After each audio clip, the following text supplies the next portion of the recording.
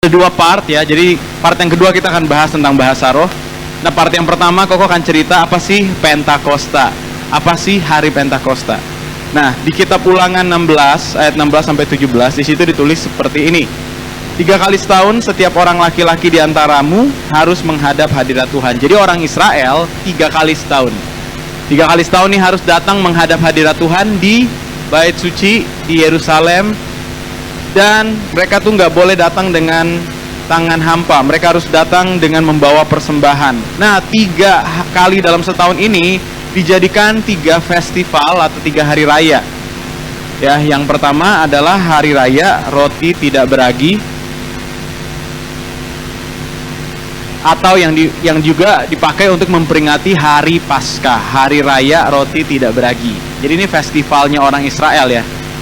Dan di situ mereka datang ngumpul, mereka makan roti tidak beragi, mengingat momen di mana pada saat itu mereka keluar dari bangsa Mesir menuju tanah perjanjian. Nah, itu dirayakan sebagai hari Paskah, Pesak.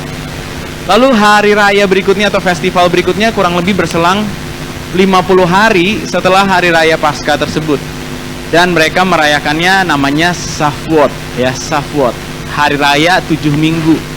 Dan itulah yang mereka kenal dengan hari Pentakosta. Jadi kalau kita nih orang Kristen pergi ke Israel, terus kita bilang gini, hari ini kan hari Pentakosta, hari pencurahan Roh Kudus. Bisa jadi Pentakosta di pikiran mereka tuh beda sama yang kita pikirin. Ya, karena buat mereka hari Pentakosta itu bukan soal pencurahan Roh Kudus. Buat orang Israel, hari Pentakosta tuh hari memperingati turunnya hukum Taurat. Hukum Taurat yang mereka terima di Gunung Sinai. Nah, buat mereka tuh itu. Oke, dan hari di mana mereka tuh membawa buah sulung, karena pada saat itu memperingati mereka masuk ke tanah perjanjian, dan hasil pertama yang mereka dapat dari tanah perjanjian itu, di Kanaan itu, mereka harus bawa kepada Tuhan. Nah, jadi berbeda banget sama yang ada di pikiran kita. Kalau kita pikir Pentakosta adalah tentang Roh Kudus, itu buat orang Kristen. Tapi buat orang Yahudi, Pentakostanya mereka tuh bukan yang seperti kita bayangkan. Lalu satu lagi nanti hari raya Pondok Daun atau yang disebut Sukkot. Nah, Koko pengen kita lihat apa sih makna Pentakostanya mereka dan apa kaitannya dengan makna Pentakostanya kita. Nah, sama-sama baca yang bahasa Indonesia di bawah, kelihatan? Yuk kita baca ya, 1, 2, 3. Apa yang diberikan atau terjadi di perjanjian lama seringkali menjadi bayangan dari arti yang sesungguhnya yang akan digenapi di perjanjian baru. What was given or happened in the Old Testament is often a foreshadow. Katakan foreshadow. Ya, foreshadow itu artinya bayangan, oke? Bayangan akan apa yang akan terjadi di perjanjian baru. Jadi misalkan nih, kalau di perjanjian lama ada Melkisedek, ternyata itu adalah foreshadow dari Yesus yang akan datang. Terus waktu Yunus masuk di perut ikan, berapa lama dia berada dalam perut ikan? 3 hari, ya. Itu foreshadow dari Yesus yang ada di dalam perut bumi, karena dia mati dikuburkan selama 3 hari, tanda Yunus katanya. Karena itu Yesus bangkit dari kematian setelah 3 hari. Nah, semua momen-momen yang terjadi di perjanjian lama ternyata tuh ada kaitannya dengan apa yang Yesus lakukan di perjanjian baru. Jadi kalau kalian baca Alkitab nih, kalian ketemu sesuatu di perjanjian lama yang rasanya aneh banget gitu ya, kalian sebenarnya akan menemukan koneksinya di perjanjian baru. Apa yang kalian lihat di perjanjian lama adalah foreshadow atau bayangan. Bayangan tuh bukan orang, betul nggak? Kalau kalian ketemu bayangan Koko, itu bukan Koko. Win, gitu ya. Kalian nggak bisa ngomong nih sama si bayangan, dan bayangan nggak akan ngerespon. Tapi itu menunjukkan, wah, kalau ada bayangan berarti ada aslinya. Yang mengerti katakan amin. Dan kamu akan ketemu aslinya, arti sesungguhnya nanti di perjanjian baru. Kenapa nggak langsung aja sih? Kenapa nggak langsung kasih yang aslinya? Karena seringkali kita tidak siap. Oleh karena itu Tuhan mempersiapkan kita dengan semua foreshadow. Termasuk nih, kenapa bangsa Israel kalau datang ke hadapan Tuhan, mereka harus bawa domba ya sebagai korban penghapus dosa. Di perjanjian baru digenapi, Yesus datang sebagai anak domba Allah yang menghapus dosa dunia. Amin. Dulu domba beneran yang disembelih, di perjanjian baru digenapi, dombanya juga disembelih, tapi anak domba Allah yang dikenal dengan nama Yesus. Jadi foreshadow dari apa yang akan Yesus lakukan di perjanjian lama itu sering dimunculkan, foreshadow dari apa yang Yesus akan lakukan di perjanjian baru itu dimunculkan di perjanjian lama. Termasuk hari Pentakosta. Ini keren banget guys. Coba perhatikan ya. Hari Pentakosta pertama kali buat orang Israel adalah ini. Waktu itu mereka keluar dari Mesir. Dan waktu mereka keluar dari Mesir, mereka nggak langsung masuk ke tanah perjanjian. Mereka dibawa sama Musa ke Gunung Sinai. Kenapa? Karena di situ Tuhan mau menyatakan dirinya. Nah, ini yang terjadi. Pada pagi di hari kedatangan Tuhan, ada guntur dan kilat yang dahsyat serta awan tebal di atas gunung. Jadi ini gunung ya.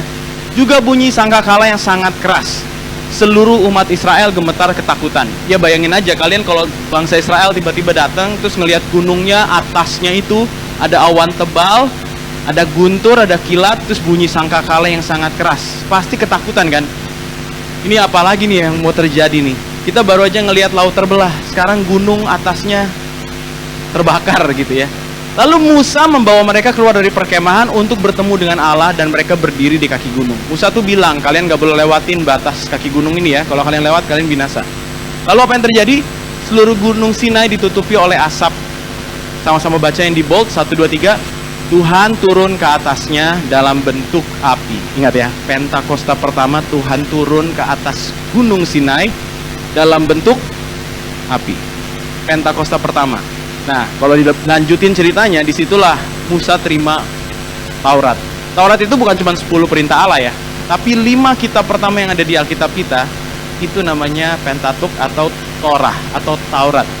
Jadi bayangin Musa naik ke atas, terus dia dapat untuk menuliskan semua yang Tuhan kasih tahu dari kitab Kejadian, Keluaran, Imamat, Bilangan, Ulangan, dan itu ada di Alkitab kita sekarang. Yang mengerti katakan amin. Makanya firman Tuhan ini luar biasa dan dahsyat karena bersumber dari Tuhan sendiri yang dituliskan oleh Musa. Dan buat orang Israel, mereka tuh percaya itulah kitab Taurat mereka, ya, Torah mereka, Pentateuch mereka. Dan setiap tahunnya mereka memperingati hari di mana hukum Taurat diberikan di hari Pentakosta. Dan gimana cara memberikannya? Perhatikan, lihat ya. Tuhan turun ke atas dalam bentuk api. Nah, lalu apa yang terjadi? Asap itu membumbung tinggi ke langit. Sementara bunyi sangkakala bertambah nyaring. Musa berseru kepada Allah. Allah menjawab dengan suara gemuruh seperti bunyi guntur. Lalu Tuhan turun ke puncak Gunung Sinai dan memanggil Musa untuk naik ke sana. Musa pun naik. Nah, kurang lebih di atas itulah dia menuliskan semua hal yang kita bisa baca dari kitab Kejadian, Keluaran, Imamat, Bilangan, dan Ulangan. Nah, pertanyaannya gini, kitab Taurat ini buat apa sih? Nah, kita perlu ngerti Israel itu diperbudak Mesir berapa ratus tahun? 400 tahun. Jadi Israel diperbudak Mesir 400 tahun. Kalian bayangin Indonesia diperbudak berapa lama ya? 350 tahun. Jadi bayangin kalau kamu punya anak nih, anakmu punya anak lagi, anakmu punya anak lagi. Mereka tuh hidup, mereka menyadari dirinya adalah budak. Oh, kita budak. Dari nenek moyang, bapak gue, sampai anak gue, itu jadi budak. Kita jadi hidup di perbudakan dan nggak mengerti sama sekali tentang tata cara kehidupan selain yang diberikan sama Mesir, gitu ya, sama yang menjajah, sama yang memperbudak. Pada saat itu adalah Mesir. Jadi bayangin, setelah 400 tahun, bangsa Israel ini keluar dari Mesir. Mereka ini bangsa budak, katakan bangsa budak.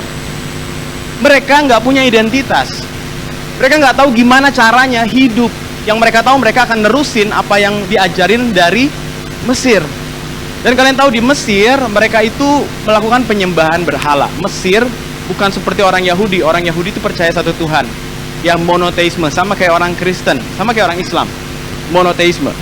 Tapi orang Mesir itu politeisme. Dia punya banyak dewa yang disembah. Dewa matahari, dewa ini, dewa itu, dewa ini, dewa itu. Dan kalian tahu kalau kenapa Tuhan mendatangkan 10 tulah? Karena setiap tulah yang didatangkan oleh Tuhan itu untuk menyerang setiap dewa yang ada di Mesir. Menunjukkan keperkasaan Tuhan dan memperlihatkan, dewanya Mesir tuh nggak ada apa-apanya.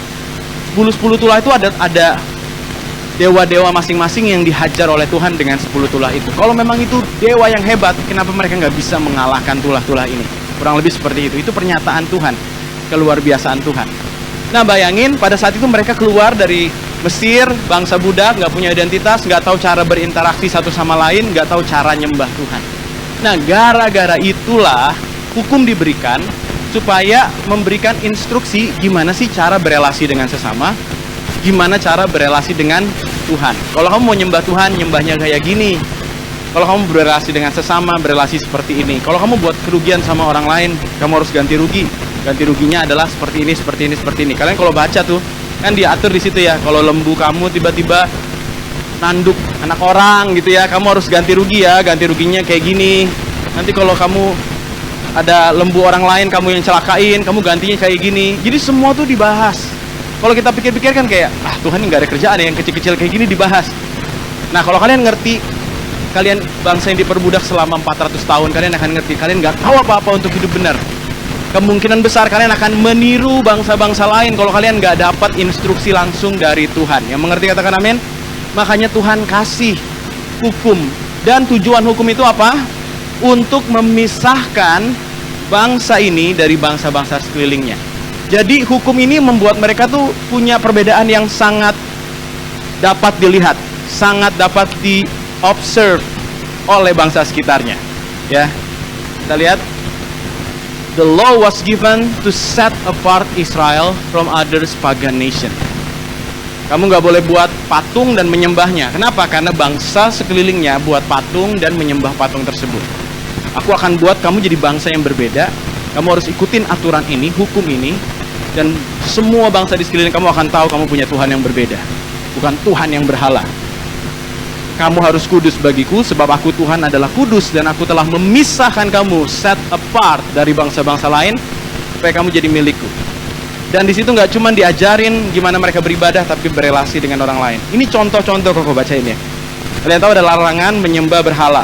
Keluaran 20 ayat 3-5, jangan ada padamu Allah lain di hadapanku. Kenapa? Karena bangsa sekitar seperti Mesir, Kanaan, Moab, Babel, mereka menyembah berhala berbentuk patung. Orang Israel nggak boleh. Larangan makan makanan tertentu. Kalian tahu buat orang Israel ada yang namanya kosher. Kosher tuh halal. Nggak kosher berarti haram. Mereka nggak boleh makan daging babi. Bersyukurlah Anda. Mereka nggak boleh makan daging babi. Kenapa? Karena ada konteksnya. Kenapa? Karena di Mesir yang penuh dengan ritual politeistik tadi, nyembah banyak dewa, mereka banyak memakai babi sebagai persembahan kepada berhala. Makanya Tuhan bilang gak boleh makan babi. Ada alasan lain. Salah satunya adalah babi ini juga membawa parasit yang banyak dan bisa membuat manusia jadi tertular banyak penyakit dan menurunkan kualitas hidup manusia tersebut. Di tanah Kanaan yang akan dimasuki Israel, penyembahan dewa kesuburan tanah sangat lazim dan babi dipakai dalam persembahan itu. Ngerti ya? Jadi kenapa nggak boleh pada zaman itu? Karena babi pada zaman itu sangat identik dengan penyembahan kepada berhala. Dan Tuhan mau pisahin bangsa ini, jangan sama kayak bangsa-bangsa lain. Makanya kamu nggak boleh makan babi.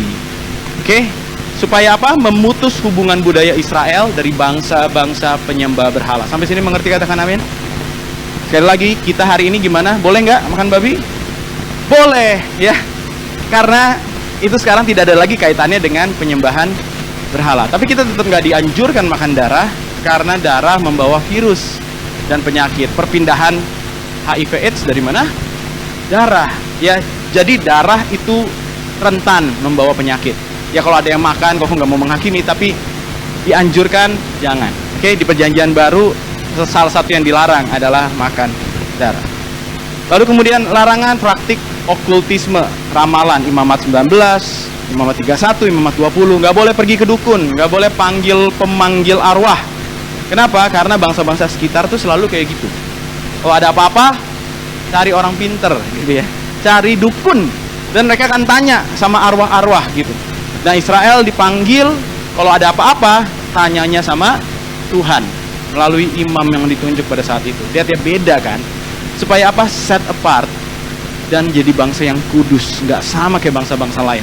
Jadi hukum itu ternyata diberikan untuk menguduskan kita, supaya kita nggak jadi sama seperti bangsa-bangsa lain. Yang mengerti katakan amin. Dan Yesus di Perjanjian Baru bilang gini, kalau hukum Taurat itu di squeeze keluar nih intisarinya, sebenarnya hukum itu bicara soal apa sih? Mengasihi Tuhan dengan segenap hati, kekuatan, akal budi, jiwa kita, dan mengasihi sesama seperti diri kita sendiri. Jadi semua yang ditulis di kitab Taurat ini diatur untuk membuat bangsa Israel bisa mengasihi Tuhan dengan cara yang benar, bukan dengan cara berhala, dan mengasihi sesama. Makanya kalau ngerugiin orang diatur ganti ruginya kayak gimana. Oke? Lalu kemudian larangan praktik seksual. Ya. Kenapa dilarang hubungan? Kalau kalian baca di kitab Imamat 18, di situ tuh kamu diatur banget.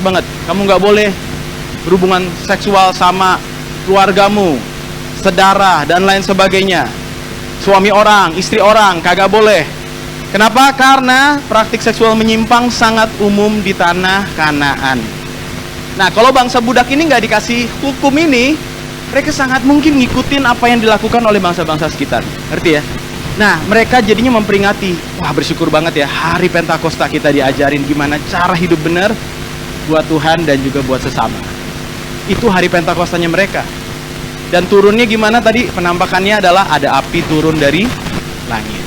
Nah, ternyata di hari itu, setelah mereka dapat hukum, kurang lebih kan dalam perjalanan mereka 40 tahun mereka masuk ke tanah perjanjian. Nah, sampai di tanah perjanjian, hari dimana mereka masuk ke tanah perjanjian, terus kemudian mereka bisa panen hasil dari tanah perjanjian, tanah Kanaan, dibilang begini.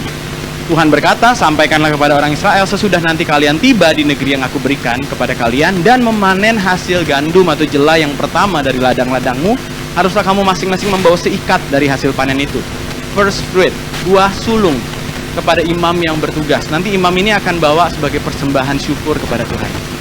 Jadi tadi di Gunung Sinai belum nyampe tanah Kanaan. Sudah nyampe di tanah Kanaan, hari Pentakosta jadikan hari mereka membawa buah sulung, tuayan pertama. Katakan tuayan pertama, oke? Jadi mereka menuai. Dan buah sulung ini ada artinya, guys. Yang pertama adalah buah sulung ini sebagai ucapan syukur.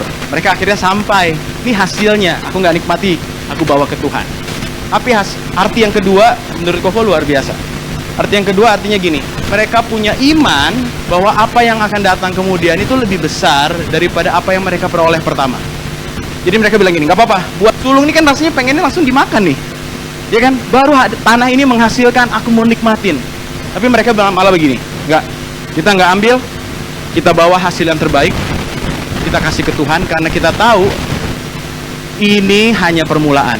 Setelah ini akan ada tuayan-tuayan berikutnya, ya. Dan kita nggak khawatir karena kita punya iman Tuhan, kita akan memelihara kita. Sebagai tanda kita punya iman bahwa next akan datang yang lebih besar, aku bawa yang pertama ini untuk Tuhan. Nah, itu artinya buah sulung.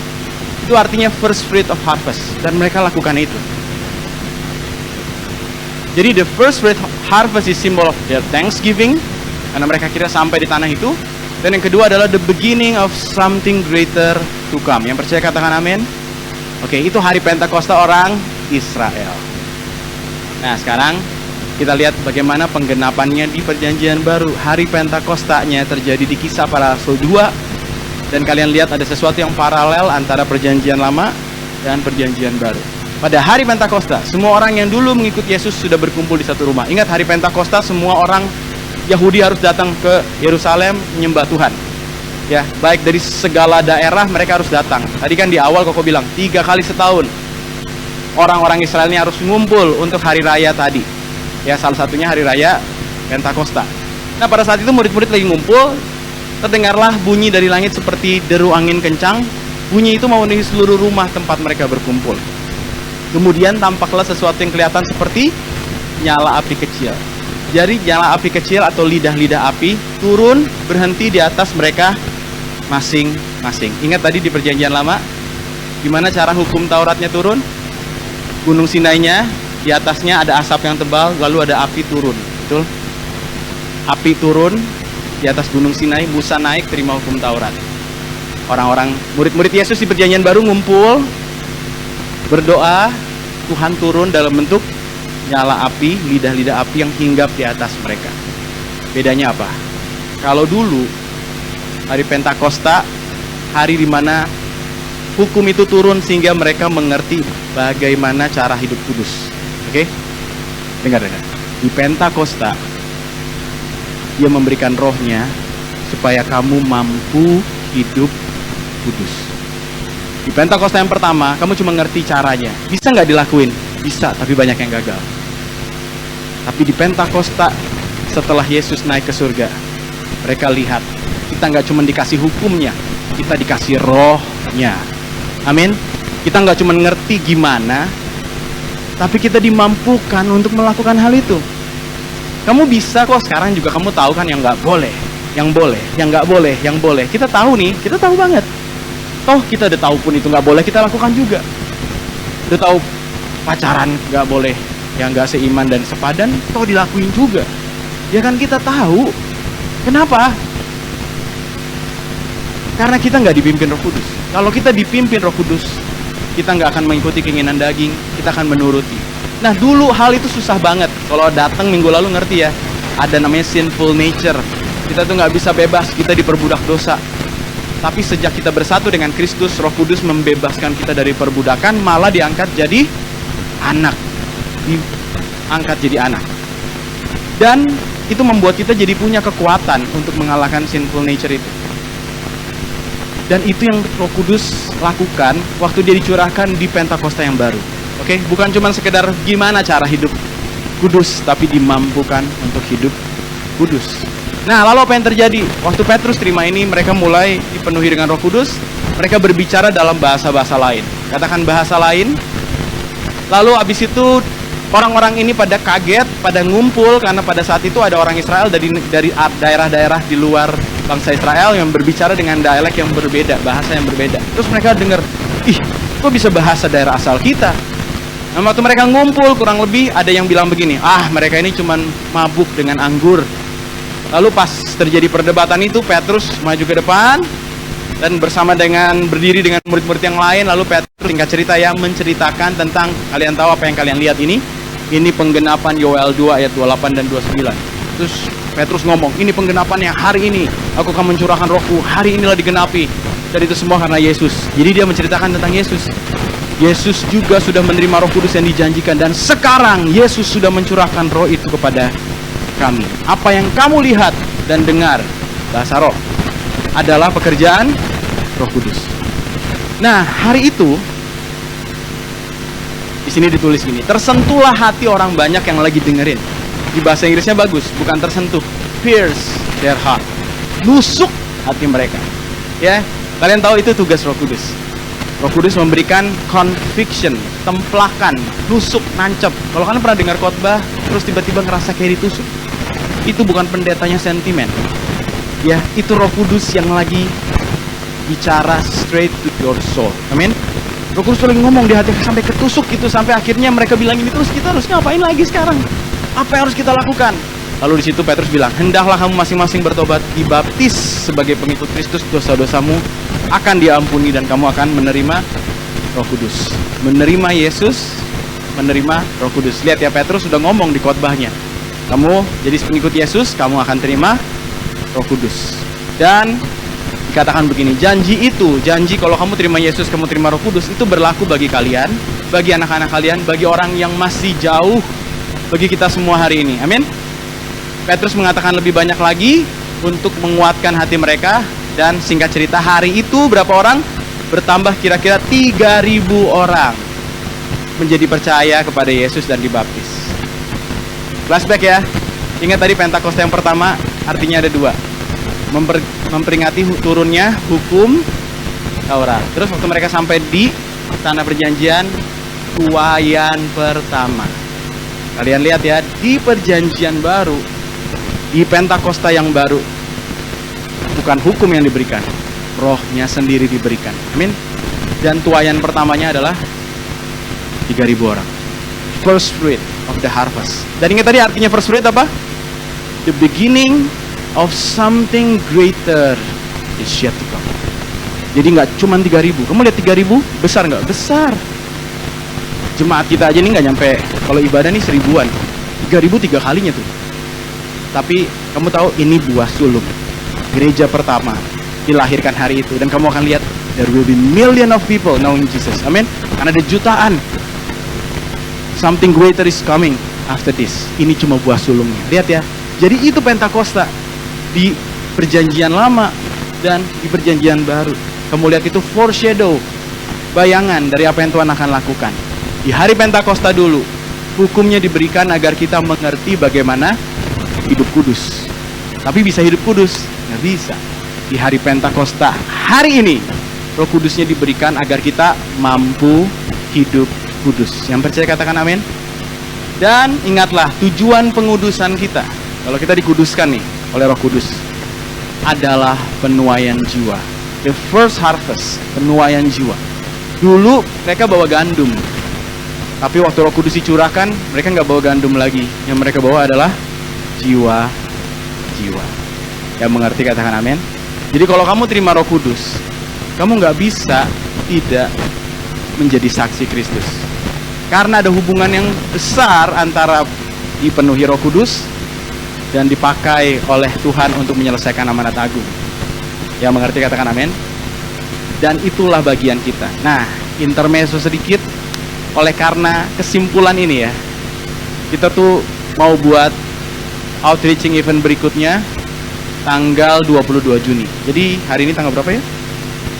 8, minggu depan tanggal 15. Minggu depannya lagi tanggal 22, kita akan buat outreaching service namanya FYP. For apa? For you personally, kan, bukan for your page ya. Ya, for your page of life juga sih sebenarnya. Jadi kita akan FYP-in orang-orang yang kita tahu dia belum kenal Tuhan Yesus, atau dia sudah Kristen tapi nggak pernah ke gereja. Silakan di FYP-kan, dia diajak ke sini, karena nanti tanggal 22 Juni kita akan menjadikan ibadah ini sebagai ibadah outreaching service, mengenalkan Yesus kepada mereka. Nah, kenapa diinfonya dari sekarang? Supaya kita bisa mikirin satu orang yang kita mau bawa untuk kenal Yesus, atau yang sudah kenal Yesus tapi tidak aktif ke gereja, kita mau bawa. Ingat, kita tidak mengajak orang yang sudah punya gereja, kita mengajak yang belum bergereja, belum kenal Tuhan Yesus. Kalian bisa doain satu orang dan mulai bangun hubungan dengan mereka, ajak mereka nanti di hari ini. Kalau mereka nggak datang, gimana? Nggak apa-apa, tapi pastikan kita sudah mencoba. Kalau mereka datang terus mereka nggak terima Tuhan Yesus, gimana? Nggak apa-apa. Karena itu bagian Roh Kudus untuk menusuk hati mereka. Yang mengerti katakan amin. Untuk meyakinkan mereka. Bagian kita tuh ngajak.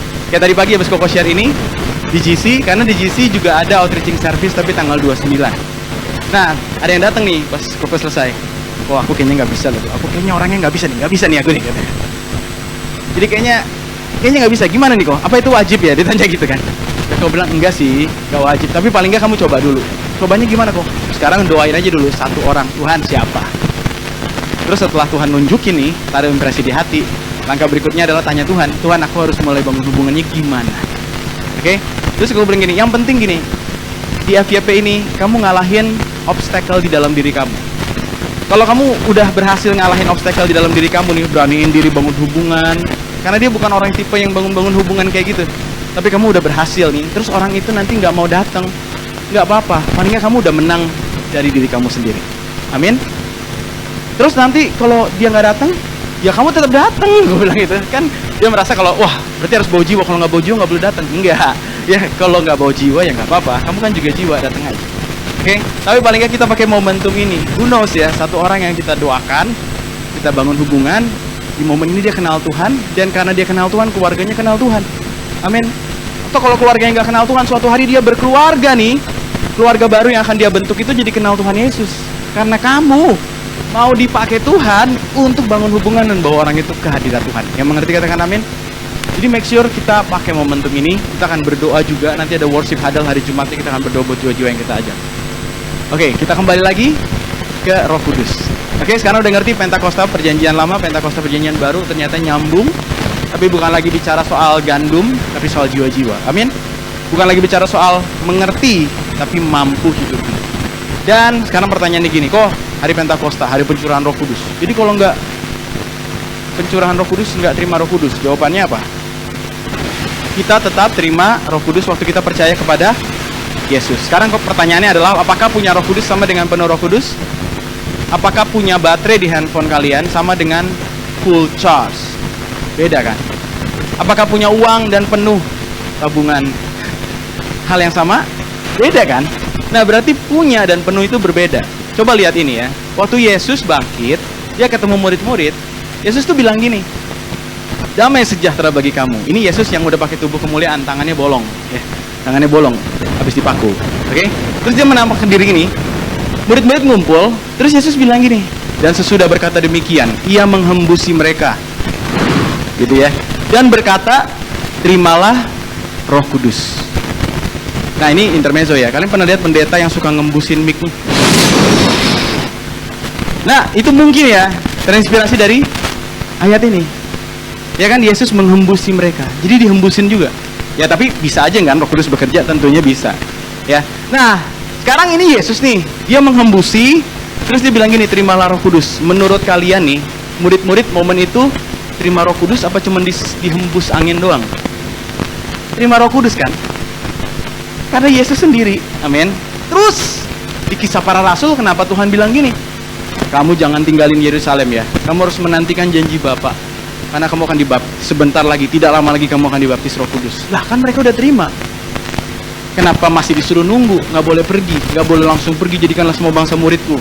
Karena mereka tahu punya beda dengan penuh Roh Kudus. Untuk menyelesaikan amanat agung, kamu nggak bisa cuma punya, kamu harus penuh Roh Kudus. Yang mengerti katakan amin. Dan itu yang terjadi, penuhlah mereka dengan Roh Kudus di hari Pentakosta. Dan mereka mulai berkata-kata dalam bahasa lain. Jadi waktu mereka penuh, tandanya adalah mereka berkata-kata dengan bahasa baru. Kalau kalian lihat tumbler yang stainless gitu ya, terus kalian isi tumbler itu, kalau dari samping kalian isi air, kalian nggak bisa lihat kan airnya sudah sampai mana. Kalian akan tahu tumbler itu penuh kalau airnya meluap atau meluber. Tanda meluber itu jadi tanda, oh sudah penuh, airnya di stop, dia sudah penuh tumbler ini. Nah sekarang kalau Roh Kudus, gimana caranya kamu ngecek aku udah penuh atau belum? Aku udah penuh atau belum? Aku udah penuh atau belum? Nah tanda awal orang yang penuh Roh Kudus adalah ada sesuatu yang meluap, luber, dan kelihatan. Itu adalah bahasa roh. Katakan tanda awal.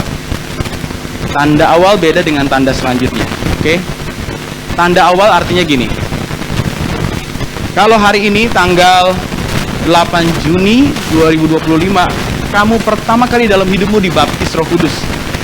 Terus kamu merasakan hatimu mulai merasa damai, sejahtera, sukacita, dan kamu mulai ngerasain something different in your heart ya. Terus kamu mulai berbahasa roh nih. Pertama kalinya dalam hidupmu kamu berbahasa roh di momen hari ini tanggal 8 Juni 2025. Itu berarti tanda awal kamu penuh Roh Kudus. Terus 8 Juli 2025 di ibadah gitu, kamu masih bisa bahasa roh. Kamu bisa berbahasa roh. Nah, itu bukan lagi jadi tanda kamu penuh Roh Kudus. Sebulan kemudian, parameter untuk melihat kamu penuh Roh Kudus atau enggak bukan lagi dilihat dari cara kamu berbahasa roh. Kalau dari segi waktu, pasti kamu jauh lebih fasih nih. Ya kayak orang ibaratnya belajar bahasa Mandarin sebulan sama setahun. Pasti yang setahun kelihatan lebih fasih kan? Sama, sebulan kemudian kamu lagi di PPW di sini, kamu bisa bahasa roh. Wes, asik ya, keren nih gue ya, keren nih gue ya. Terus, apakah itu jadi tanda kamu penuh Roh Kudus? Jawabannya adalah bukan. Tanda selanjutnya adalah kamu menghasilkan buah Roh Kudus. Dan buah roh adalah ini. Baca sama-sama. Tetapi buah roh ialah kasih, sukacita, damai sejahtera, kesabaran, kemurahan, kelemah lembutan, dan penguasaan diri. Jadi tanda awalnya iya bahasa roh. Penting nggak? Penting. Tapi jangan berhenti di situ. Kita terus membangun diri kita sampai kita bisa menghasilkan buah roh, kasih, sukacita, damai sejahtera, kesabaran, kemurahan, kebaikan, dan lain sebagainya. Ini berkaitan dengan penuaian jiwa. Kalau kamu bisa bahasa roh nih, ngeri lah bahasa rohnya gitu ya. Terus kamu bahasa roh, selesai bahasa roh, tadi kita doa bareng nih kan. Habis doa bareng kita makan. Nah pas lagi makan nih, ternyata kamu ceritain, dan cara cerita kamu ngomongin orang, terus kamu jelek-jelekin orang, terus kamu bilang enggak, aku masih gak suka tuh ngelihat si ini, wah kalau di gereja pelayanan ngolot mukanya gitu, dan lain sebagainya. Nah pertanyaannya gini, si orang yang dengerin jadi, tadi lagi doa dia di sebelah gue bahasa rohnya kenceng banget, tapi pas sekarang gue lagi makan bareng nih, kok nggak ada kasih, kok nggak ada kesabaran, nggak murah hati. Nah, menurut kalian nih, apakah orang itu jadi tertarik kenal Roh Kudus? Tidak. Karena orang yang berbahasa roh, tanda awal saja. Tapi kalau kamu nggak hasilkan buah roh, kamu nggak bisa bangun jembatan. Ulangkan Yesus hati orang itu. Kamu mengerti, katakan amin. Jadi, kita harus keep working untuk membangun diri kita. Dengan tanda awalnya kamu kejar, tanda selanjutnya juga kamu hidupi. Amin. Bahkan ya, kalau boleh jujur nih, lebih powerful mana? Diajak orang yang iya kan? Ngapain gue bahasa roh tapi nggak punya kasih, masih benci? Ngapain bisa bahasa roh tapi nggak bisa menguasain diri, masih jatuh terus di situ, dosa-dosa yang itu lagi. Tapi kalau dia nggak taruh, tapi kita hidupin semua ini, pasti orang itu tertarik untuk kenal Yesus. Amin. Jadi, gue nggak berusaha membenturkan ini, tapi dua-duanya sama-sama penting. Dua-duanya sama-sama penting. Dan kita akan lihat ya, kita akan bahas soal bahasa roh lebih lanjut. Waktu itu terjadi, sekarang ini banyak perdebatan di luar. Lebih baik kalian dengar dari sini, daripada nanti kalian baru sadar di TikTok terus baru, oh kayak gini, bener nih, salah nih berarti nih kita nih. Nah, daripada kalian nanti kayak gitu, mendingan kalian dengerin dulu sekarang supaya kalian tahu penjelasannya. Jadi waktu mereka berbahasa roh, ada 120 orang di sana. Oke, 120 orang berkumpul. Pada hari itu berdirilah Petrus, kira-kira 120 orang sedang berkumpul di situ. Nah, pada saat mereka berbahasa roh, karena mereka penuh Roh Kudus, ada orang-orang dari daerah lain. Ingat hari Pentakosta, orang ngumpul di Yerusalem. Ada orang-orang dari Partia, Media, Elam, dan seterusnya, Kreta dan Arab. Nah, waktu mereka dengar orang-orang ini bahasa roh, mereka kaget. Karena mereka ngeliat gini, ini kan orang Galilea. Kok bisa ngomong bahasa Elam, bahasa daerah kita? Ini kan orang Galilea. Kok bisa ngomong bahasa Frigia? Kok bisa ngomong bahasa Pamfilia, Mesir, dan seterusnya, Arab, Roma, dan Kreta, dan seterusnya. Jadi mereka tuh ngerti apa yang diomongin orang-orang ini, dan mereka sedang memberitakan perbuatan Allah yang besar. Nah, masalahnya kalau kamu terus baca Alkitab, kamu akan ketemu di Korintus. Korintus dikatakan seperti ini: siapa yang berkata-kata dengan bahasa roh tidak berkata-kata kepada manusia, tetapi kepada Allah. Bacain di bold sama-sama, 1, 2, 3. Sebab oleh roh ia mengucapkan hal-hal yang rahasia. Jadi mana yang benar? Bahasa roh di Korintus atau bahasa roh di Kisah Para Rasul? Kenapa di Kisah Para Rasul pada ngerti?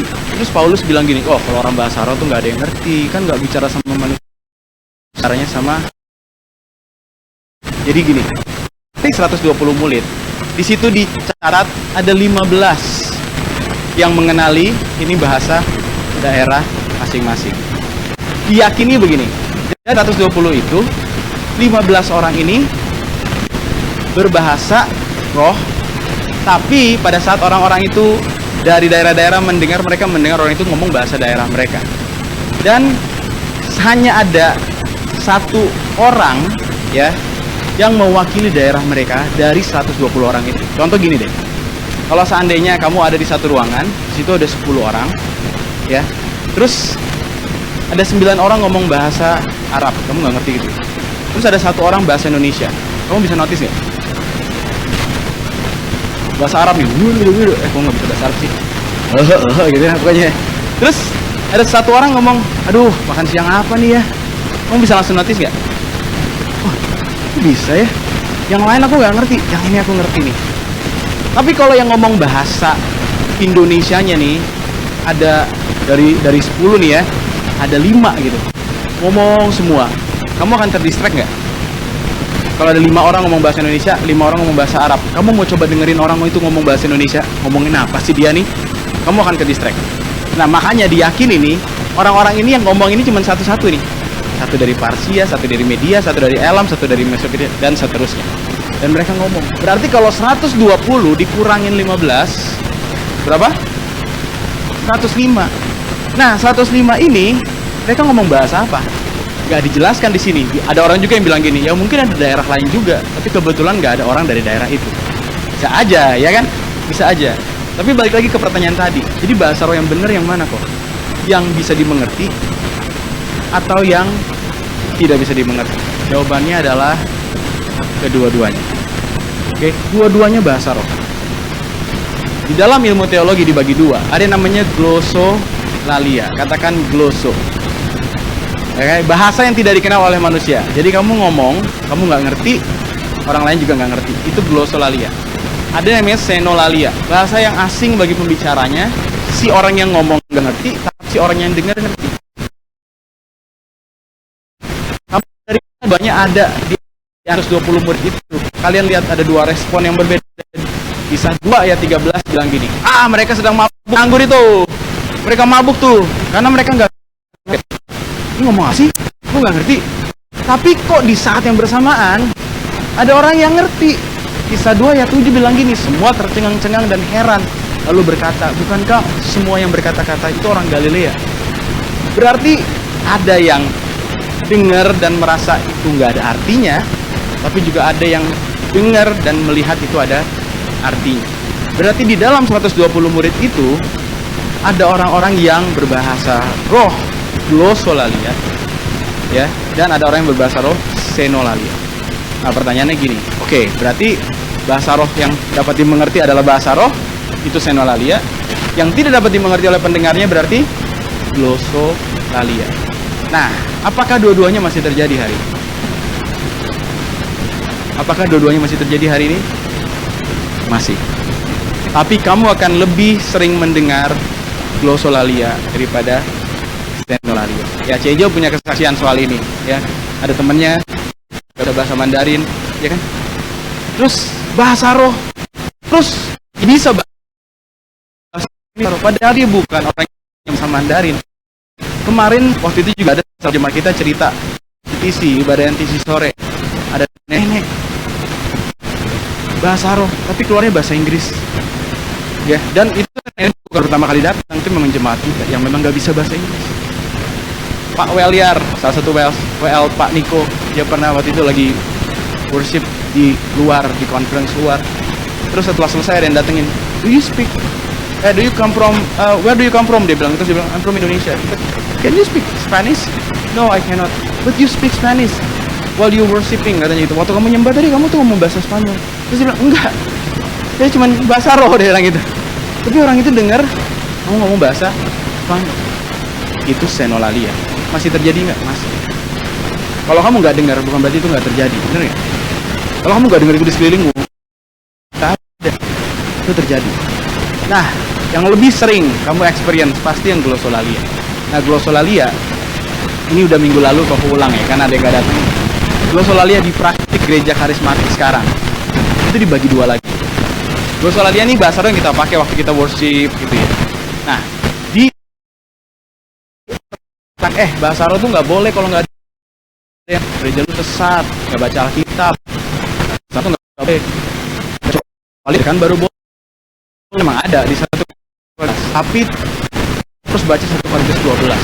1 Korintus 12 ini menceritakan bahwa orang itu berbahasa roh dalam bentuk karunia. Kalau dia berbahasa roh sebagai karunia, itu ada pesan Tuhan atau tujuan buatan kepada jemaat. Oleh karena itu, harus ada yang menafsirkan. Nah, kalau tidak ada pesan kepada jemaat, di bahasa roh yang dipakai adalah bahasa roh sebagai bahasa doa. Kamu dengan berbicara kepada Tuhan, bukan kepada manusia, sehingga tidak perlu penafsiran. Oke? Dan itu ada di 1 Korintus 14 ayat 2. Dia ada di 1 Korintus 12 ayat 10. Jadi kita lagi berbahasa roh, menyembah Tuhan. Kalau di sini ada yang tidak berbahasa roh, jangan bingung. Oke, bahasa roh itu ada di Alkitab. Dan penggunaannya pun sebenarnya diatur. Kalau itu sebagai karunia, pasti ada pesan. Maka akan ada yang menafsirkan. Kalau nggak ada, pakailah secara personal untuk kamu menyembah Tuhan dan berdoa secara pribadi. Di pertemuan ibadahnya, Paulus bilang gini, jangan kamu melarang orang berbicara kata dengan bahasa roh, tapi segala sesuatu berjalan dengan sopan teratur. Sopan dan teratur. Ada waktunya kita menyembah Tuhan dan berbahasa roh. Ada waktunya firman Tuhan disampaikan dengan bahasa akal budi yang dapat dimengerti. Nah, yang nggak sopan itu kalau tiba-tiba kok datang ke depan nih, kok ngomong bahasa roh setengah jam. Atau kalau lagi ngomong bahasa Indonesia akan khotbah, terus tiba-tiba dia berdiri bahasa roh. Bukan selesai. Terus bukan Happy Sunday-nya beda gitu. Ya kan? Nah, itu tuh tidak sopan dan lihat ini. Kalau kamu perhatikan apa yang dilakukan di gereja karismatik, kalau ada yang sesat ya ada.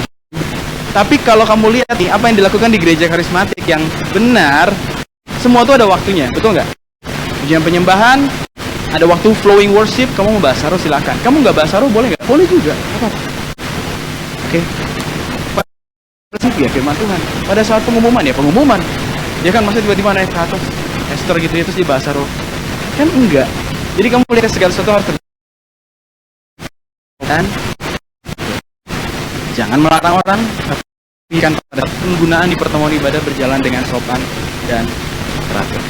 Nah, itu yang terjadi dalam praktik gereja karismatik. Oke, kesimpulannya, apakah bahasa roh penting? Baca sama-sama 1, 2, 3. Bahasa roh bukanlah, tetapi sangat berguna untuk membangun iman. Wah, aku nggak bahasa roh. Selamat dong, karena yang menyelamatkanmu bukan bahasa rohmu, tapi karya salib Kristus. Amin. Jadi kamu tetap, kalau aku nggak bahasa roh bisa dipakai Tuhan nggak? Bisa. Ada kok hamba yang dipakai Tuhan juga, dan nggak bisa bahasa roh. Tapi bahasa roh juga berguna, sangat berguna untuk membangun iman. Ini dari mana taunya kok? Dari Paulus. Paulus ini penulis 13 kitab yang ada di Perjanjian Baru. Dari 27 kitab, bayangin 13 itu dia yang tulis. Berarti hampir setengah. Dan dia adalah gembala gereja. Dia datang ke Roma, dia nanam gereja. Jemaatnya pertama besar, dia taruh pemimpin di situ, dia pergi ke Korintus. Di Korintus tanam gereja, jemaatnya pertama besar, dia taruh pemimpin, dia pergi ke Efesus dan seterusnya. Dia banyak ditang mau mati. Ya, punya pokoknya banyak tantangan yang dia hadapi. Karam kapal, ditangkep, dilemparin batu, dirajam, dia pernah ngelewatin semua itu, bahkan matinya pun martir. Nah, kalau dia nggak berbahasa roh, ya, dia nggak bisa melakukan sebanyak yang kita lihat di Alkitab. Jadi dia rasul, ya gini ya, dia rasul yang begitu luar biasa dipakai Tuhan. Dia bilang begini, aku suka supaya kamu semua berbahasa roh. Terus dia bilang gini, aku berbahasa roh lebih banyak dari guys. Dengan segala macam kepercayaan yang Tuhan berikan nih, kalau aku bisa, itu karena aku membangun imanku, dan aku mau kamu bangun imanmu. Makanya aku suka supaya kamu semua berkata-kata dalam bahasa roh. Aku berbahasa roh lebih banyak dari kalian semua. Karena penderitaanku banyak banget. Kalau aku nggak berbahasa roh, aku nggak kuat. Karena berbahasa roh, jadi rohani justru sadar diri. Makanya bahasa roh sebagai komunikasi dengan Tuhan itu yang dibahas Paulus sebagai bahasa dan ini gunanya. Ya, private prayer language to God. Oke, bahasa doa yang private. Katakan private. For if you have the ability to speak in tongues, you will be talking only to God. Oke, kalau kamu berbahasa roh, kamu hanya ngomong sama Tuhan. Since people won't be able to understand you. Orang nggak akan mengerti. Kalian tahu, ini tadi pagi Koko bagian juga. Iblis atau setan tidak bisa baca pikiranmu. Hatimu hanya Tuhan. Iblis bisa heard apa yang kamu sampaikan lewat lidah. Nah,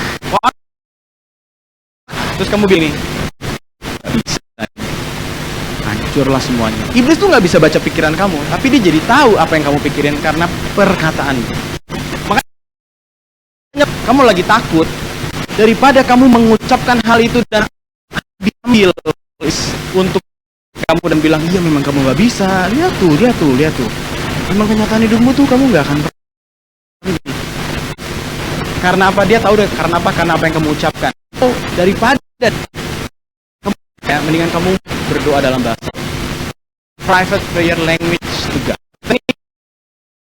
Dan kita ini punya musuh, penguasa di dunia, tapi penguasa di udara, roh-roh jahat. Amin. Aku nggak bilang Gini ya, kau bilang setan itu omnipresent. Jadi jangan takut juga. Jangan ngomong-ngomong. Cool. Ini kedengaran setan. Ya nggak gitu juga. Ya, setan tuh nggak omnipresence. Roh Kudus omnipresence, seperti ya, Maha Hadir. Tapi Alkitab tuh mencatat dia seperti singa yang mengaum-ngaum nih, mencari kesempatan ya, kapan gue bisa terekam nih. Nah, biasa dia akan mencari pada saat kita jatuh dalam dosa. Kita buka celah, dia pasti mendekat. Radar, bos, target bergerak. Datang dia. Dan kedua, saat kita lemah. Oke, nah kalau kamu saat kondisimu kuat, kamu dalam persekutuan orang-orang percaya, dia juga nggak akan berani mendekat. Tapi waktu kamu dirian, kamu lemah, kamu buka celah sama dosa, dia bisa datang dan mendengar apa yang kamu ucapkan. Makanya gunakanlah bahasa roh sebagai private prayer language. Kalian tahu dalam perang dunia 1 dan 2, musuh itu bisa sabotase strategi lawan dengan cara menyadap komunikasi. Ya, mengerti, katakan amin. Ya, misalkan dikomunikasi. Oke, sekarang angkatan udara berangkat nih, tembakin dulu semuanya. Nah, ternyata di sabotase nih, angkatan udaranya belum nyampe. Ya, mereka pikir, wah nggak ada kabar nih, udah nyampe, udah bergerak yang lalu. Angkatan daratnya akhirnya bergerak. Pas angkatan daratnya bergerak, harusnya tuh angkatan darat cuma sapu bersih doang, atau ya. Angkatan udara jatuhin bom, yang masih hidup, angkatan darat habisin. Tapi kalau komunikasi mereka berantakan, disadap nih, apa yang terjadi? Waktu mereka datang, mereka pikir ini udah selesai. Nyata mereka datang, musuhnya masih ada. Lihat ya, separah itu komunikasi. Ini ada lagi sih, orang Israel tuh, ini kok baru dengar juga beberapa hari yang lalu. Dia punya alat nih, bisa nge-scan handphone kamu nih, diusap aja, di-swipe aja gini.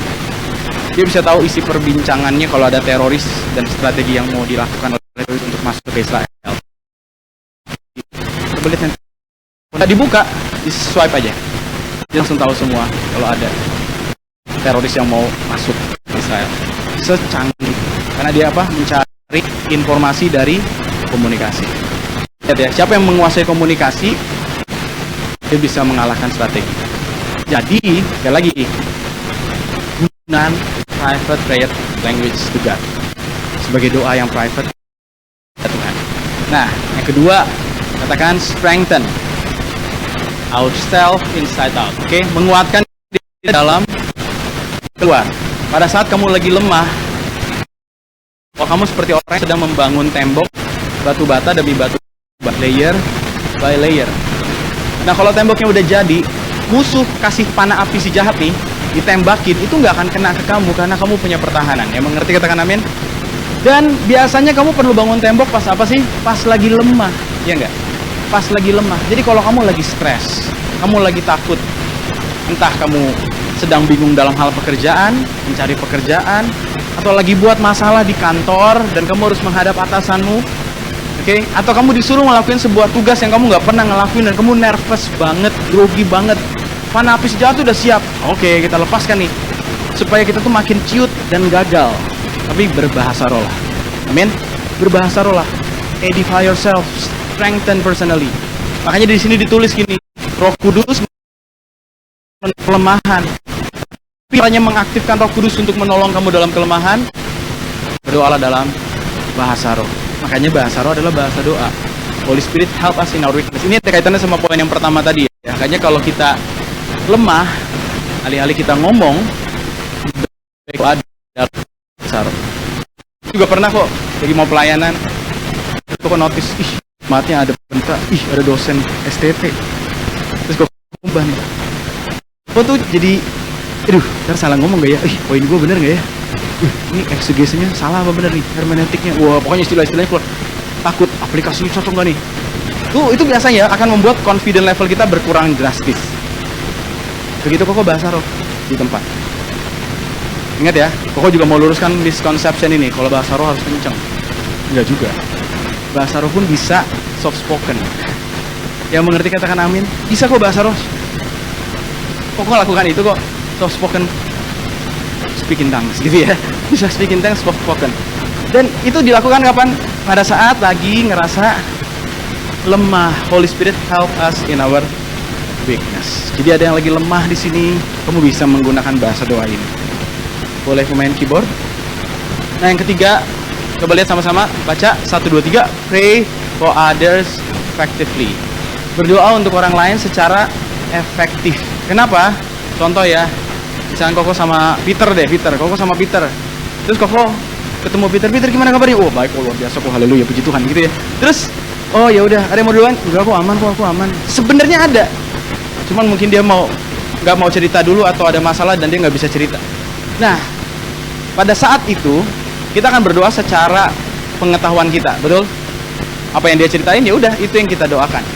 Nah, tapi pada saat misalkan Koko di rumah nih, doa secara pribadi, terus Koko keingat Peter, Koko berdoa dalam bahasa roh, oke? Dan Roh Kudus akan menyelidiki apa yang dibutuhkan oleh orang yang kamu doakan, dan kemudian dalam kondisi itu dia akan tahu apa yang orang ini butuhkan dan menyampaikannya kepada Tuhan seturut dengan kehendaknya. Yang mengerti katakan amin. Ya, jadi Roh Kudus tuh menyelidiki. Papa mamamu emang cerita kalau punya masalah? Enggak, baik-baik aja, padahal ada masalah. Papa mamamu lagi berantem nih, kamu nggak lerai, bahasa roh aja. Sambil pikirin papa mamamu di luar, mereka lagi berantem nih, di kamar kamu bahasa roh. Kamu lagi dengar, mungkin dia nggak satu kota sama kamu bahasa roh. Kalau kamu ketemu orang yang mau didoain secara langsung, jangan bahasa roh. Di depan kamu nih orang ini, doa nih. Jangan, udah suara kamu. Setengah jam gitu ya, terus nangis dia, ya kan? Karena nggak ngerti. Apa ini? Dia, kamu doain aku? Iya. Oh ya, makasih ya. Nggak ngerti. Nggak dibangun, nggak dilayani dengan baik. Tapi kalau kamu doa secara langsung, doakan dengan bahasa yang dapat dimengerti, supaya menguatkan iman. Iman timbul dari pendengaran akan firman. Pakai firman, ucapin. Tapi kalau lagi pribadi, kamu ingat orang lain, bahasa roh lah, biarlah Roh Kudus menyelidiki apa yang orang itu butuhkan. Dan berdoa dengan efektif. Amin. Nah, yang terakhir, praising God beyond understanding. Ya, memuji Tuhan melampaui pengertian. Bukan Tuhan gak ngerti, kita yang gak ngerti. Lagi pula Tuhan itu kan juga beyond understanding. Kadang-kadang kata-kata ini terbatas untuk mendeskripsikan betapa kerennya Tuhan. Dan kamu bisa menggunakan bahasa roh untuk memuji Dia. Jadi di sini nih, biasanya pas lagi worship ya, lagi flowing worship, bahasa roh. Bahasa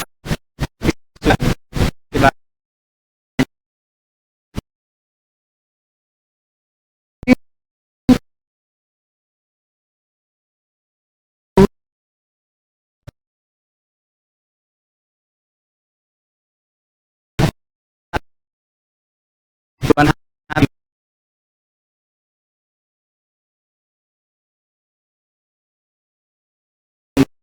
Ini memperkaki doa.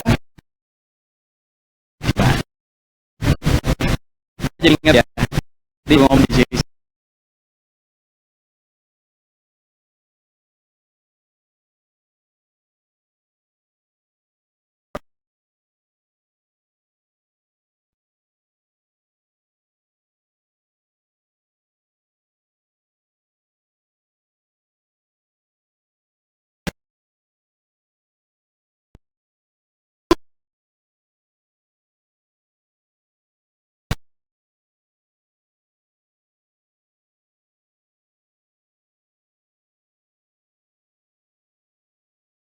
Yang lain.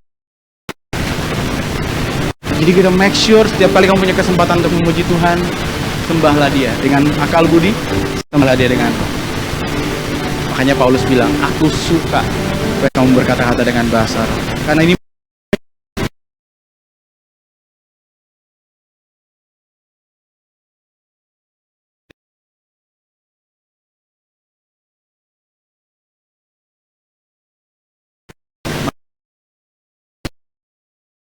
aku tahu penderitaanku, tantanganku banyak.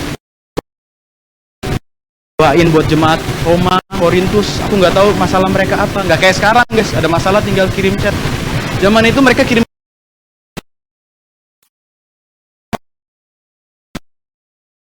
roh tuh buat jemaat di Roma, bahasa roh buat pemimpinnya di sana.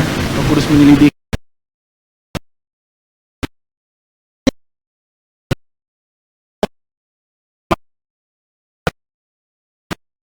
Kita nggak berani ngomong, tapi dia bahasa roh. Walaupun ini nggak tulis di Alkitab ya, tapi dari sini nih, aku bangun dirinya sendiri. Holy Spirit, help us when we are in the weakness. Amin.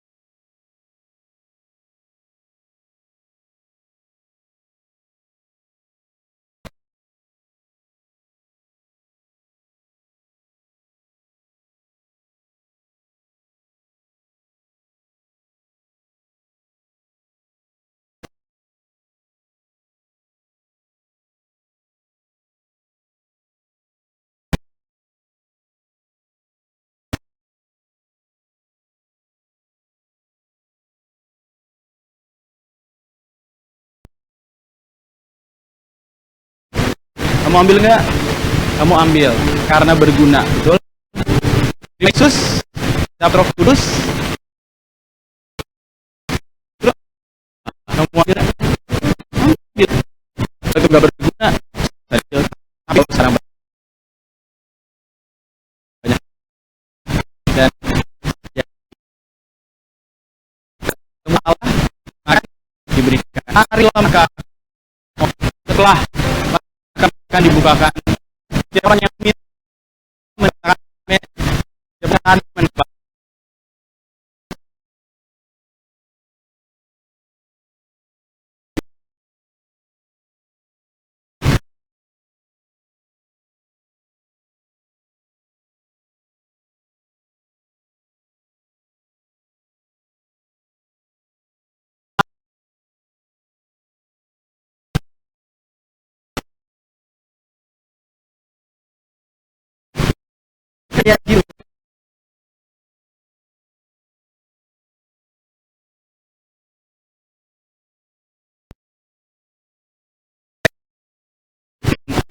Minta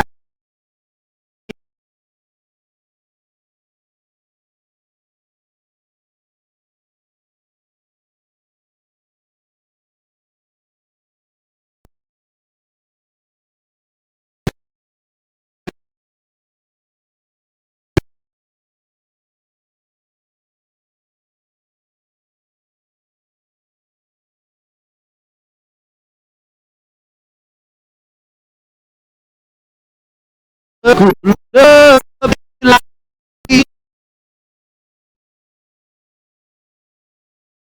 mati hatimu.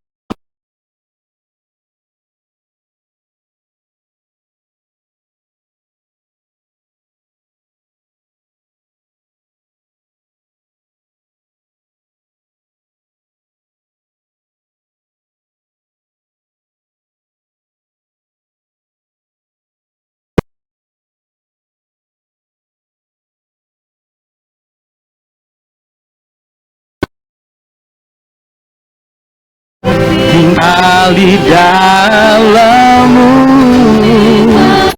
hadiranmu jamalah seluruh hidupku.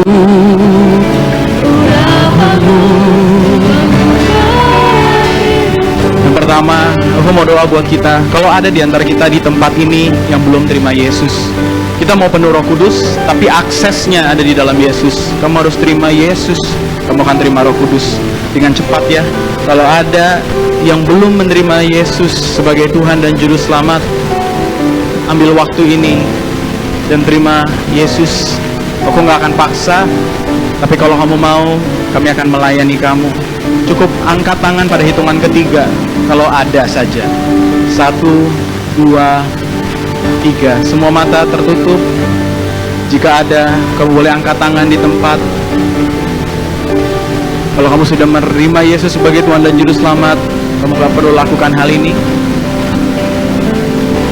Tapi kalau kamu sendiri ragu, aku ini udah terima belum ya? Kamu boleh angkat tangan.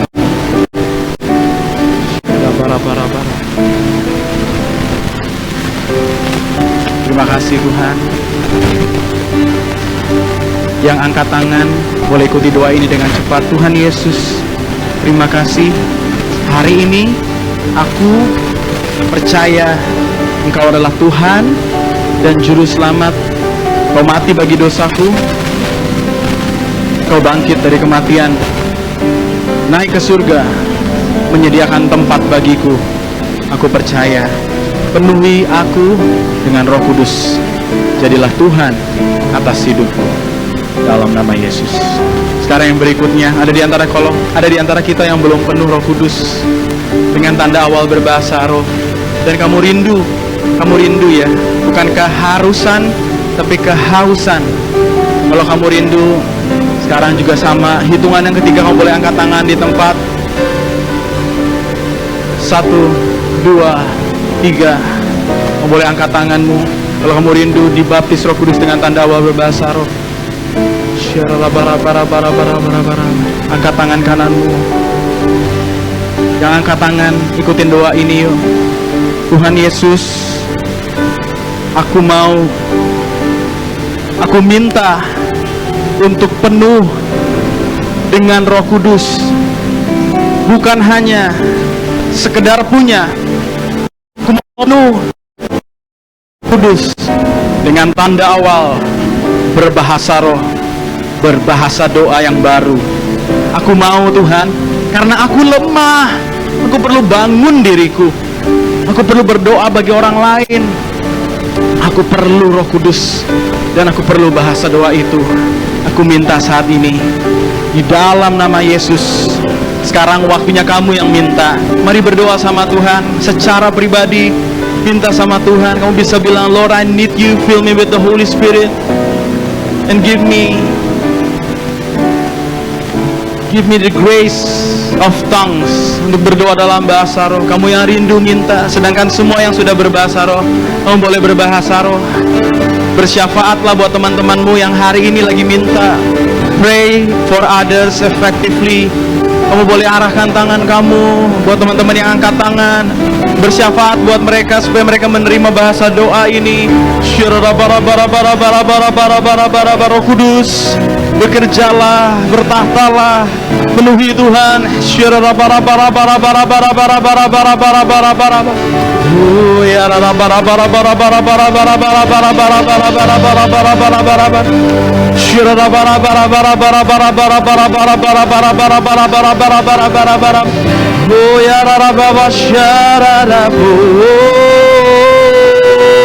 Haleluya.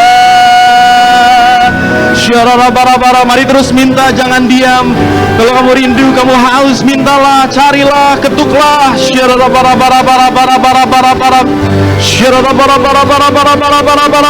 Mari pakai sebagai bahasa doa. Karena siapa berbahasa roh, ia tidak berbicara kepada manusia. There is a private prayer language to God.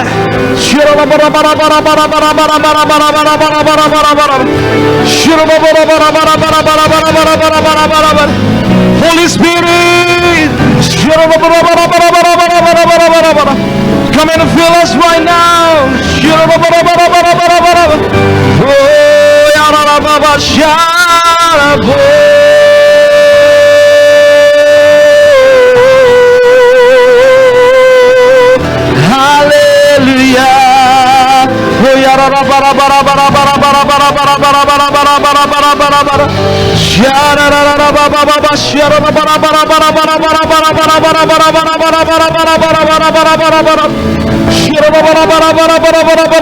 Mari terus minta sama Tuhan.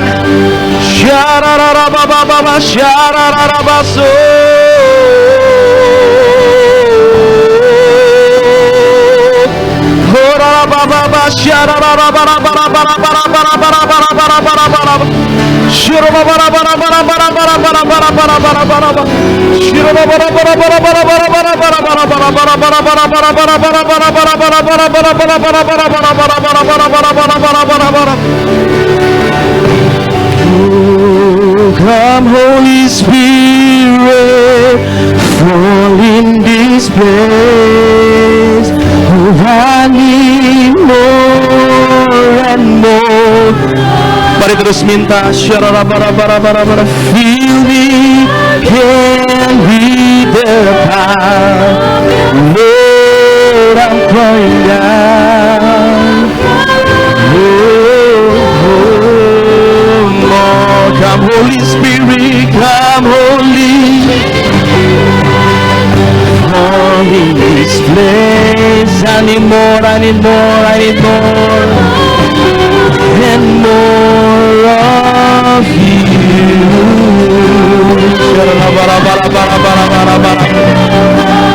Lord, your Spirit, Lord, I'm crying down.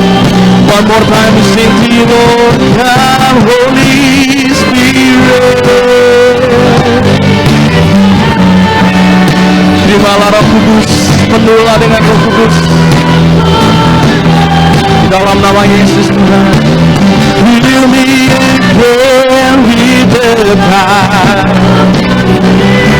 Oh, Lord, I'm crying down.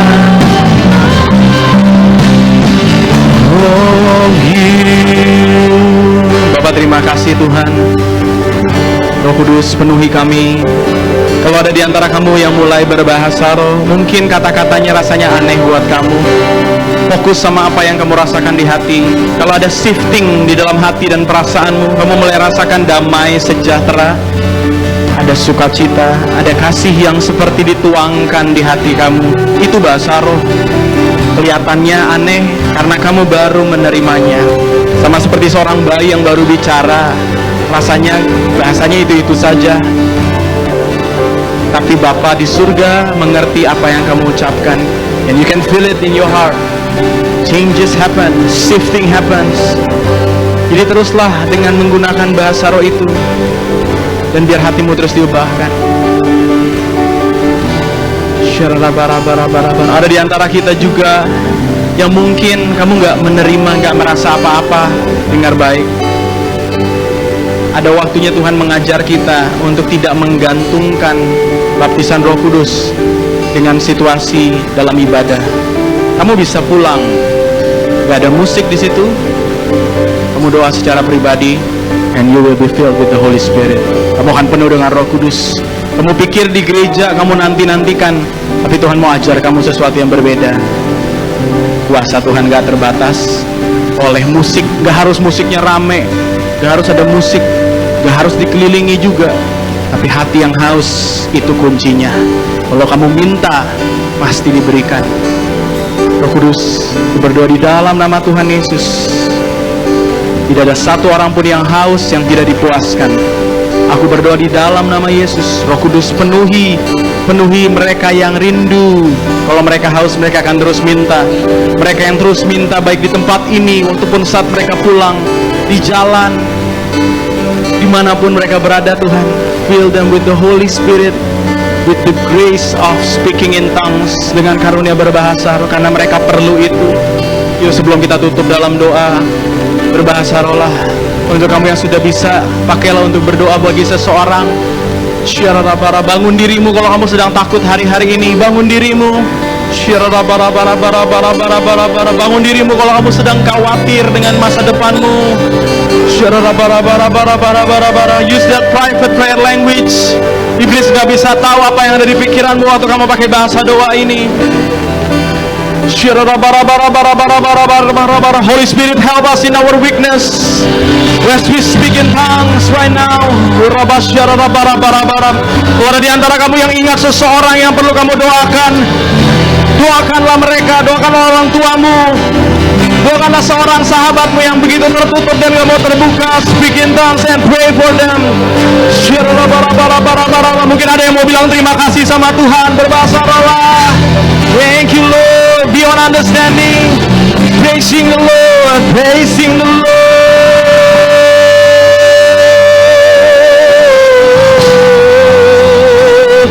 Hallelujah. Oh ya Rabbo. Ya Rabba Rabba Rabba Rabba Rabba Rabba Rabba Rabba Rabba. Shira bara bara bara bara bara bara bara bara bara bara bara bara bara nana mama masuk.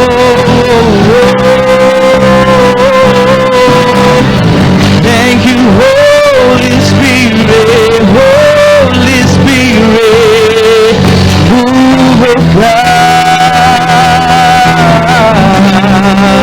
Hallelujah.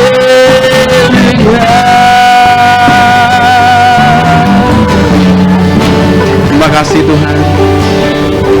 Mari angkat tangan kita yuk. Sekali lagi bilang sama Tuhan, satu yang ku rindu,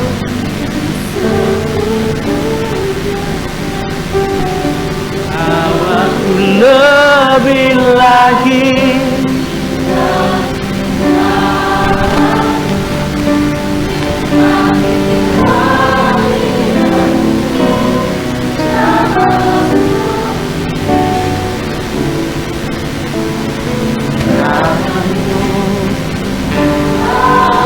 Hidupku urapanmu, urapanmu,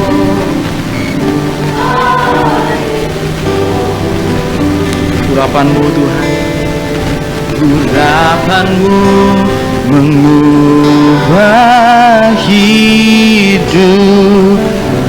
Mari angkat tanganmu. Tuhan memberkati engkau dan melindungi engkau. Ia menyinari engkau dengan wajahnya dan memberi engkau kasih karunia. Dia menghadapkan wajahnya kepadamu dan memberi engkau damai sejahtera. Pulanglah, terimalah berkat terbaik, bukan materi tapi penyertaan diberikan dalam pribadinya Roh Kudus. Terimalah grace of God dengan karunia berbahasa roh, dengan tanda awal berbahasa roh. Biar kiranya kehidupan doa kita gak akan pernah sama lagi. Imanmu akan terus dibangun, supaya kamu bisa membangun iman orang lain, menyelesaikan amanat agung. Terimalah berkat Tuhan dalam nama Tuhan Yesus Kristus, di dalam nama Yesus Kristus yang kami sembah, satu-satunya Tuhan dan Juru Selamat. Setiap kita sudah diberkati Tuhan, sama-sama katakan amin. Thank you guys. Sampai jumpa minggu depan, and God bless.